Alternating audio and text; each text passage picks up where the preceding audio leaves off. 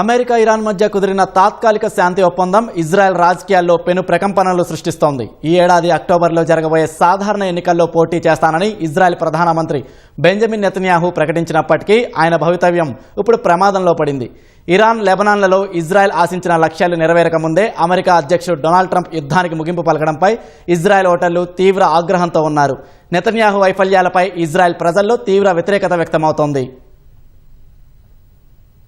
Israel రాజకీయాల్లో సుదీర్ఘకాలంగా king బీబీగా వెలుగొందుతున్న 76 ఏళ్ల Benjamin నెతన్యాహుకు రానున్న ఎన్నికలు అత్యంత కఠిన సవాలుగా మారనున్నాయి. పశ్చిమాసియా ముఖచిత్రాన్ని మారుస్తామంటూ మార్చి నెలలో ఆయన చేసిన ప్రకటనలు ప్రస్తుత అమెరికా ఇరాన్ ఒప్పందంతో ఒట్టి మాటలుగానే మిగిలిపోయాయి. ఇరాన్ అగ్రనేత Ayatollah Ali Khamenei, Hezbollah chief Hasan నస్రల్లాలను హతమార్చినప్పటికీ గాజాలో హమాస్ ను పూర్తిగా అణిచివేయలేకపోవడం, లెబనాన్లో హెజ్బొల్లా ఉనికి చాటుకుంటూనే ఉండటం ఇజ్రాయెల్ ప్రజల్లో తీవ్ర అసంతృప్తిని నింపింది. గాజాలో ఇంకా ఎక్కువ భాగం హమాస్ నియంత్రణలోనే ఉంది. ఓ పక్క అవినీతి ఆరోపణలు, మరోపక్క అక్టోబర్ 7, 2023 నాటి హమాస్ దాడులను ముందే ఊహించడంలో భద్రతా వైఫల్యాలపై నెతన్యాహు ఇప్పటివరకు బాధ్యత వహించకపోవడాన్ని ఓటర్లు జీర్ణించుకోలేకపోతున్నారు.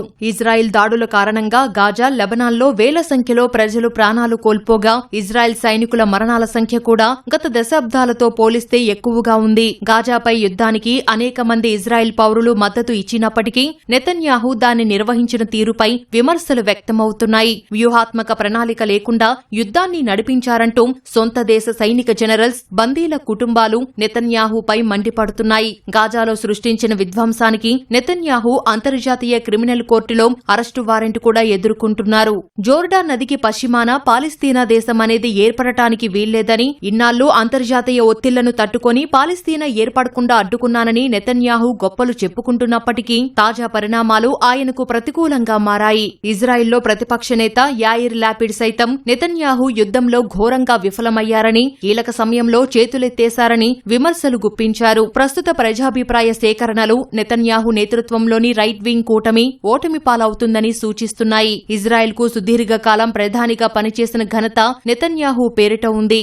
1990ల నుంచి ఇజ్రాయెల్ రాజకీయాలను శాసిస్తున్న ఈ చాణక్యుడు మళ్లీ అధికారాన్ని దక్కించుకుంటారా లేదా ఓటర్ల ఆగ్రహానికి బలవుతారా అనేది అక్టోబర్ ఎన్నికల్లో తేలనుంది.